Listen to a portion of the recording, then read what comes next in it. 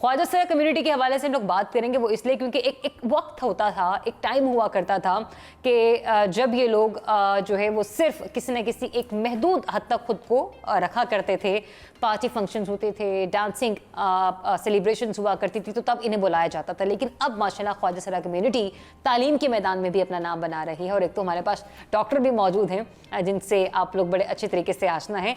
आज जो गेस्ट हैं हमारी, उनका ताल्लुक मुल्तान से है और उनका नाम है सारो इमरान। लंदन यूनिवर्सिटी में पीएचडी के लिए माशाल्लाह उन्हें दाखिला मिला है। स्कॉलरशिप उन्होंने हासिल की है थाईलैंड से।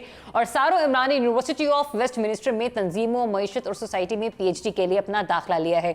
वो पीएचडी में दाखिला लेने वाली पाकिस्तान की पहली ट्रांसजेंडर है। और इससे पहले सारो इमरान ने बहाउद्दीन ज़िक्र यूनिवर्सिटी कॉमर्स डिपार्टमेंट से एमफिल मुकम्मल किया था। अस्सलाम वालेकुम एंड वेरी गुड मॉर्निंग सारो, कैसी हैं आप? वालेकुम सलाम, मैं ठीक हूँ, आप कैसी हैं? बिल्कुल ठीक ठाक। First of all very congratulation for the scholarship और अल्लाह ताला आपको यूं ही कामयाबियां अता करता रहे। ट्रांसजेंडर कम्युनिटी का जब हम लोग जिक्र करते हैं तो वहाँ पर मोस्ट ऑफ द टाइम एक माइंड में अभी भी वही चीज़ आती है जो हमारी पुरानी रवायतें रही हैं। हम लोग बड़ी मुश्किल से अपने ट्रांसजेंडर को किसी न किसी मकाम तक देखते हैं। लेकिन बीइंग ट्रांसजेंडर आपके लिए कितनी बड़ी कामयाबी है? देखिए, मुझे ऐसा लगता है कि जो चीज़ जितनी मुश्किल से मिलती है ना, उसकी कदर उतनी ज़्यादा होती है। And I was always like कि जो एजुकेशन है वो वही एक टूल है जो आपको आगे पहुंचा सकता है, जो आपकी रिस्पेक्ट बना सकता है, ना सिर्फ पाकिस्तान में बल्कि ग्लोबली। और आप दुनिया को दिखा सकते हैं कि पाकिस्तान में सिर्फ ट्रांसजेंडर्स के साथ ज़्यादती नहीं होती, बल्कि यहाँ पे सक्सेस स्टोरीज़ भी हैं।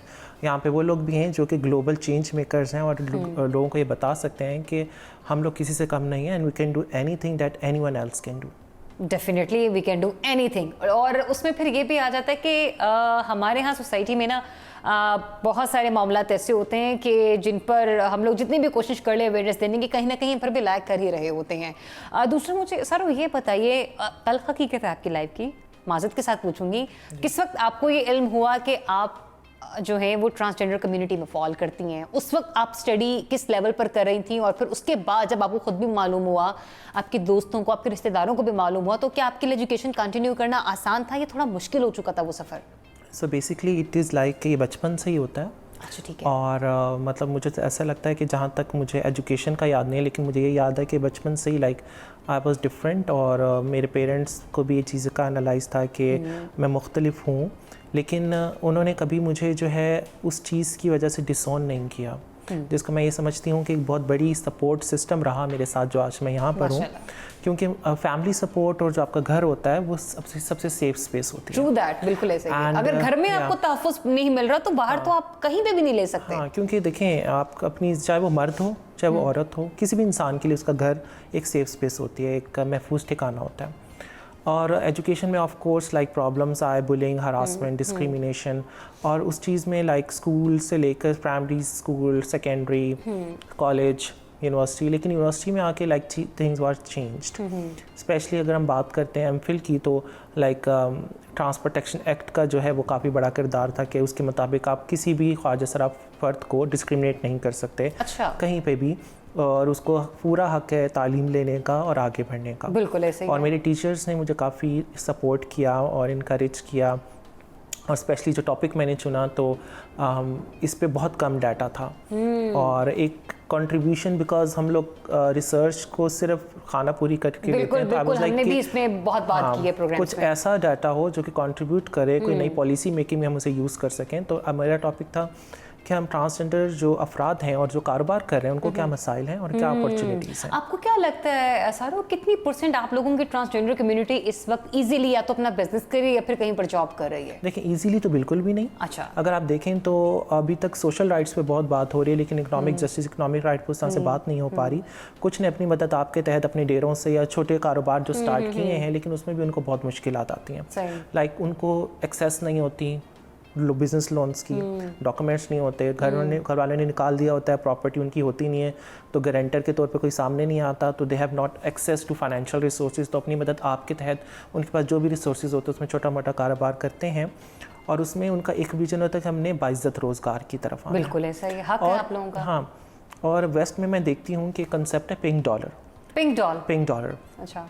पिंक डॉलर या पिंक पाउंड्स वो अमाउंट होती है जो कि ख्वाजा सरा ट्रांसजेंडर कम्युनिटी के बिजनेस से जनरेट होके उस मुल्क की इकॉनमी में जाती है, and that is actually contributing. जब भी हम फाइनेंशियल कंट्रीब्यूशन की बात करते हैं तो बजाय इसके कि हम ख्वाजा सरा कम्युनिटी को सिर्फ इस तरह देखें कि हमने उनको राशन प्रोवाइड कर देना या व्हाई नॉट कि वो कंट्रीब्यूट करें as a tax payers Pakistan economy में, और वो कर सकते हैं, एंड दे हैव स्किल्स, और वो किसी भी तरह किसी से कम नहीं है। बात सिर्फ एक इनेबलिंग एनवायरनमेंट की, एक बराबर की हकूक़ की बात है, और उसमें मतलब मुझे ऐसा लगता है कि जो आपको अगर बाइज़्ज़त रोज़गार की तरफ आएंगे और उनको मौका देंगे तो वो प्रूफ करेंगे कि वो किसी से कम नहीं है और वो एक्चुअली कंट्रीब्यूट कर रहे हैं। आपको क्या लगता है सबसे ज़्यादा जो वायलेंस के केसेस आप लोगों की तरफ आते हैं किस कम्युनिटी की तरफ से आते हैं, किन मर्द हजरात की तरफ से आते हैं? क्या बहुत पढ़े लिखे होते हैं या वडेरा कल्चर होता है, या फिर मतलब इनके सबसे ज़्यादा रेशियो कहाँ से आती है? देखिए आज तक हम लोग डॉक्यूमेंट करते हैं वायलेंस केसेस को, और कहीं भी हम उसको सोशो इकोनॉमिक स्टेटस से वेरीफाई नहीं कर सकते, क्योंकि आपका जो बिहेवियर्स हैं it is beyond your economic class. आप वायलेंस के केसेस को देखेंगे किसी बिलो द पॉवर्टी लाइन रहने वाले की तरफ से भी और एलीट क्लास में भी। सो उसमें ये होता है कि जब भी कोई कम्युनिटी जिसके पास पॉलिटिकल, सोशल और इकोनॉमिकल सपोर्ट नहीं होती तो उसको टारगेट करना आसान होता है। और दूसरा मसला ये है कि जो इंडिविजुअल्स होते हैं, बहुत मेजॉरिटी जो ख्वाजा सरा लोग हैं वो अकेले रह रहे होते हैं, फैमिली सपोर्ट नहीं होती, तो उनको टारगेट करना आसान होता है, बहुत आसान हो जाता है। और उसके बाद उनका जो अगर कोई इंसिडेंट होता है तो उसका फॉलोअप में या एक्सेस टू जस्टिस भी एक बड़ा चैलेंज है। ऐसा भी बहुत बार होता है कि खुदा न खास्ता अगर किसी ट्रांसजेंडर को मार दिया जाता है तो उस लॉ के मुताबिक जो उसकी बायोलॉजिकल फैमिली है वो माफ़ कर सकते हैं किलर को। अच्छा, हाँ जी, जबकि ये गलत है, बहुत एक तरीके से देखा जाए तो गलत है। देखिए जो फैमिली आपको डिसोन कर चुकी है, आप उससे उसकी जिंदगी का हक कैसे मांग सकते हो कि वो माफ कर दे? माफ कर दे। ऐसे केसेस हुए हैं उन्होंने माफ कर दिया एंड दे टुक मनी, उन्होंने पैसे लिए और माफ़ कर दिया। तो आपको लगता है कि जैसे आज भी इंसानी हुकूक का आलमी दिन मनाया जा रहा है तो इस किस्म की चीज़ें और वाक़यात भी रिपोर्ट होने चाहिए, जिसको आप हाईलाइट कर रहे हो? बड़ा अच्छा पॉइंट आपने हाईलाइट किया। बिल्कुल रिपोर्ट होते हैं, लेकिन मसला ये है कि हमारा जो लॉज भी मौजूद हैं। अब देखें हमारे पास जो इवन अब तो ट्रांसफर एक्ट के अलावा भी जो कॉन्स्टिट्यूशन ऑफ पाकिस्तान में being a citizen of Pakistan हमें जो राइट्स हैं कि आपकी सिन्फ के मुताबिक आपको किसी भी तरह से डिस्क्रिमिनेट नहीं किया जाएगा, आपको प्रोटेक्शन होनी चाहिए, आपके साथ कोई ज़्यादती नहीं होनी चाहिए। Pakistan UN declaration of human rights का भी सिग्नेटरी है कि, और उसके अलावा जो ट्रांसपोर्टेशन एक्ट है मतलब लॉज मौजूद हैं, गैप का है उसकी इम्प्लीमेंटेशन पर। ठीक है, अब इम्प्लीमेंटेशन में अगर हम देखें तो मेजॉरिटी लाइक अप्रॉक्सीमेटली 85% जो पॉपुलेशन है ट्रांसजेंडर पॉपुलेशन वो लाहौर, कराची और इस्लामाबाद में नहीं रहती। ठीक है, तो वहाँ तक कि उनका अवेयरनेस का भी इशू है, उन तक वो चीज़ें प्रोवाइड ही नहीं होती है, उनकी एक्सेस नहीं होती उस तरह से। और मैं हमेशा ही बात करती हूँ कि जो जोग्राफिकल जस्टिस है कि आप सारे रिसोर्सेज सिर्फ मेट्रोपॉलिटन सिटीज़ पे नहीं लगाएं, बल्कि जो कम्युनिटीज़ स्मॉल टाउन्स में, रूरल एरियाज़ में, उन तक भी वो टेक्निकली फाइनेंशियली सपोर्ट पहुंचनी चाहिए, क्योंकि वो ज़्यादा वल्नरेबल है। वहाँ पे लैक ऑफ एजुकेशन है, लिटरेसी लेवल कम है, तो वो ज़्यादा रिस्क पर है टुवर्ड्स वायलेंस। बिलीव मी सारो, मुझे आपसे बात करके इतनी खुशी महसूस हो रही है, आपका इंटेलेक्ट बहुत अच्छा है और आई विश कि आप ग्रो करें, आप जहाँ पे भी काम कर रही हैं। अब एक ज़रा उस इंटरनेशनल कॉन्फ्रेंस पे आते हैं जो भी आप रिसेंटली थाईलैंड में अटेंड की है।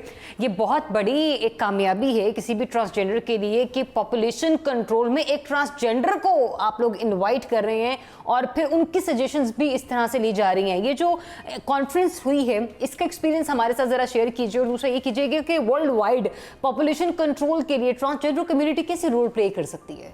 देखें, हमारा एक सबसे बड़ा स्टिग्मा ये है कि अगर हम ट्रांसजेंडर्स को सिर्फ देखते हैं कि वो सिर्फ ट्रांस के लिए ही काम कर रहे हैं, व्हाई नॉट कि एक ट्रांसजेंडर पर्सन जो है वो ख़वातीन को, बच्चों को या किसी भी इशू पे भी काम कर सकती है। उसके लिए ज़रूरी नहीं है कि अगर वो ट्रांसजेंडर तो सिर्फ ट्रांस के लिए काम करें। तो मैं हमेशा से जो है मेरा विजन जो है ब्रॉडर डेवलपमेंट सेक्टर में, and there is a conference that called international conference on family planning, और जो कि दुनिया की सबसे बड़ी कॉन्फ्रेंस होती है जो कि family planning and reproductive health and overall sexual and reproductive health and rights पर होती है। And it happened in last month in Thailand, जिसमें बड़ी बड़ी मिनिस्ट्रीज़, हमारी मिनिस्ट्री के लोग भी थे, गवर्नमेंट के लोग भी थे, और उस पर जो है पॉलिसी डेवलपमेंट पे बात होती है, हाई लेवल पॉलिटिकल डिस्कशन होती है कि हम किस तरह से जो रिसोर्स, स्पेशली जो हम ग्लोबली श्रिंक हो रहे हैं रिसोर्सेज, जैसे फूड इनसिक्योरिटी है, जैसे मैटरनल मोर्टेलिटी रेट ज़्यादा हो रहा है, हेल्थ सर्विसेज का इशू है, स्पेशली जैसे फ्लड्स हैं, अभी फ्लड आए, उस फ्लड में कितनी प्रेग्नेंट ख़वातीन हैं जिनको मसाइल का सामना करना पड़ा, और बच्चे जो बच्चे हैं जो अभी बहुत छोटे हैं, न्यू बॉर्न बेबीज़ हैं, उनकी केयर को किस इंश्योर किया जाए। So they open a scholarship worldwide, जिसमें उन्होंने ग्लोबली 50 लोगों को सिलेक्ट करना था वर्ल्ड वाइड। डैट मीन्स कि उसमें हर कंट्री से भी एक बंदा नहीं आना था। डैट मीन्स कि उसमें श्रिंक्ड होके 50 कंट्रीज़, और उन 50 कंट्रीज से 50 रिप्रेजेंटेटिव्स। तो पाकिस्तान से आप थी? पाकिस्तान से मैं थी, एंड उन 50 लोगों में मैं एक ट्रांसजेंडर थी। एंड जो कि मुझे बहुत खुशी की बात है कि मैं मतलब मुझे बहुत अच्छा लगता है कि मैं जब भी अपनी कम्युनिटी को, पाकिस्तान को रिप्रेजेंट करती हूँ, और लोगों को एक नैरेटिव चेंज होता है कि हम सिर्फ बेनिफिशरीज नहीं हैं, we are the change makers. हम लोग पॉलिसी मेकिंग में भी, हम लोग डिस्कशन भी कर सकते हैं, हम लोग जो है प्रोजेक्ट लीड भी कर सकते हैं, हम इंटरवेंशंस में कंट्रीब्यूट भी कर सकते हैं, हम फ्रेमवर्क में अपना जो है एक इंटेलेक्चुअल या एक प्रोडक्टिव जो है उसमें इंटीग्रेट भी कर सकते हैं। And then like it was like 1 week conference, and उसमें जो है काफ़ी जो है हमने डिस्कशंस हुई उस पर, मतलब कि हम जो है ख़वातीन ख़ासकर उनको कैसे जो है प्रायोरिटाइज़ कर सकते हैं, स्पेशली डेवलपिंग कंट्रीज़ में जहाँ पे स्पेशली रूरल एरियाज। तो लास्टली जब कॉन्फ्रेंस का इख्तिताम हुआ तो आपको क्या लगता है कौन से ऐसे 2 इनिशिएटिव लिए कि जिनके ऊपर सभी ने इत्तेफाक किया कि आने वाले दिनों में अब इस पर काम करना है? देखिए, एक तो ये है कि जो मैटरनल मोर्टेलिटी रेट है, ठीक है, सबसे पहले तो ये तो है कि कोई भी औरत को अपनी ज़िंदगी से नहीं हाथ धोना चाहिए, बिल्कुल, सिर्फ इसलिए कि वो एक नई ज़िंदगी को जन्म दे रही है। और दूसरी चीज़ है जो फैमिली प्लानिंग है, कि आपने फैमिली प्लानिंग सर्विसेज जो हैं उसको टैबू नहीं होना चाहिए। ठीक है, तो ये काफ़ी एक इंटरेस्टिंग एलिमेंट था। अच्छा, मैं उस पर भी एक चीज़ पे आना चाह रही थी कि हमने आपने कहा ना कि मोर्टेलिटी इश्यूज़ पे भी बात हुई है, क्या इस चीज़ को भी डिस्कस होना चाहिए, क्या किया जाना चाहिए? मैंने अमूमन लोगों में अवेयरनेस पॉइंट ऑफ व्यू से इस बात को डिस्कस भी किया है। जब भी कोई औरत बच्चा नहीं पैदा कर सकती, हम उसी पर ही सोसाइटी प्रेशर डालती है, ससुराल वाले या उसके अपने मैके वाले भी प्रेशर डाल रहे होते हैं, आप जाके टेस्ट करवाएं, आप जाके अपना ट्रीटमेंट करवाएं, आप जाके अपना चेकअप करवाएं। किसी की हिम्मत नहीं हुई कि अपने भाई को कह दे कि जाके आप भी ट्रीटमेंट करवा लें, किसी की ये हिम्मत नहीं हुई कि वो अपने शौहर को कह दे कि ज़रा आप भी जाके चेकअप करवा लें, या कोई दोस्त अपने दोस्त को मशवरा नहीं देता कि शायद तुम्हें भी चेकअप की ज़रूरत है, हो सकता है तुम्हारी तरफ से कोई प्रॉब्लम हो। देखें, बेसिकली बहुत सारे केसेस में मसला दूसरी साइड पर होता है और ब्लेम औरत पर दिया जाता है, और बहुत सालों तक लाइफ स्पॉइल्स होती हैं। एंड दूसरी चीज़ ये है कि एक टैबू जो अटैच है कि अगर बेटी हुई है तो वो औरत की वजह से, उसमें उसका किरदार है। हम लोग बीइंग मुस्लिम इस बात पर बिलीव नहीं करते कि ये खुदा के फैसले होते हैं कि जिसको जैसे मर्जी तख्लीक करे, और उसमें जो है लाइक वायलेंस बहुत ज़्यादा अटैच्ड है इस चीज़ से, मतलब divorce, violence, threats, mental abuse, emotional abuse, and उस पर जो प्रेशर के, मतलब आपको स्पेशली जब से अल्ट्रासाउंड फैसिलिटी है, जब पता लगता है कि वो बेटी है तो एफर्ट्स उतनी नहीं होती, केयर उतनी प्रोवाइड नहीं की जाती है, उसकी जो फूड एंड न्यूट्रिशन सपोर्ट है उसको इस तरह से इंश्योर नहीं किया जाता मेजर एरियाज़ में। जबकि हम जब जेंडर इक्वालिटी की बात करते हैं तो सब इक्वल हैं, हर बच्चा इक्वल है, और हर बच्चा जो है वो कीमती है। और उसमें मतलब कि स्पेशली जो देखें कि अगर माँ और बच्चे की सेहत बहुत इंपॉर्टेंट है उन टर्म्स ऑफ कि उसमें सिर्फ ये नहीं कि आप मेडिकल फैसिलिटीज़ की बात करें, आपका जो इन्वायरमेंट है, ठीक है, आप जहाँ पर रह रहे हैं, आपका जो इन लॉज हैं, आपकी जिस जगह पर, वो आपको जो मेंटली भी काम रखे। अच्छा, लास्टली बस मैं आपसे ये जानना चाह रही हूँ, मुझे ये बताइए कि आपकी माशाल्लाह स्टडीज चल रही हैं, करियर पॉइंट ऑफ व्यू से आप खुद को किस डिपार्टमेंट की तरफ या किस प्रोफेशन की तरफ लेकर जाना चाह रही हैं? सो बेसिकली मैं 2013 से काम कर रही हूँ, ग्रास रूट लेवल से शुरू किया, इंटरनेशनल लेवल तक काफ़ी जगह पर काम किया। जो एक चीज़ है कि मेजॉरिटी जो ह्यूमन राइट वायलेशंस हैं, ख़ासकर ट्रांसजेंडर अफराद पर, वो इस वजह से हैं कि वो फाइनेंशियली और इकोनॉमिकली डिपेंडेंट हैं अपने अब्यूज़र्स पे, ठीक है। तो बिकॉज दे आर डिपेंडेंट, तो वो उनको जैसे मर्जी ट्रीट करें, they treat them as an object, और उनकी से नहीं होती अपनी डिसीजन मेकिंग में।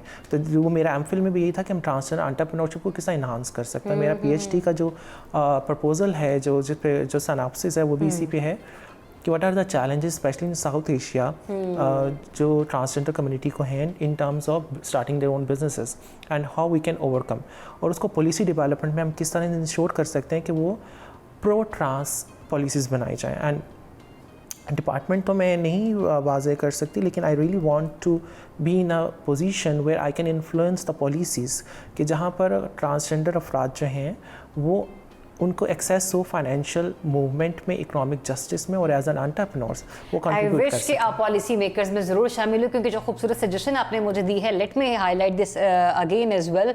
सारो इमरान ने बहुत प्यारी यहाँ पे हमें एक सजेशन दी है, जो कि डेफिनेटली हमारे पार्लियामेंटेरियंस हो, हमारे सेनेटर्स हो, कानून साज असम्बली में काम करने वाले जो बड़ी बड़ी शख्सियात हैं, कि ये जो ह्यूमन राइट्स वायलेशन है ट्रांसजेंडर्स की, ये सबसे ज़्यादा इसीलिए होती है क्योंकि वो अपने अब्यूज़र्स पर ही डिपेंड कर रहे होते हैं, क्योंकि उन्हें मौके जो है एंटरप्रेन्योरशिप के उस एतबार से नहीं मिलते कि वो भी चाह रहे हैं कि वो भी पाकिस्तान में टैक्स पेयर बन सके और पाकिस्तान की इकोनॉमी में अपना रोल जो है वो प्ले कर सके। तो जब तक वो खुद अपने पैरों पे खड़े नहीं होंगे, वो किसी और के लिए कुछ नहीं कर सकते।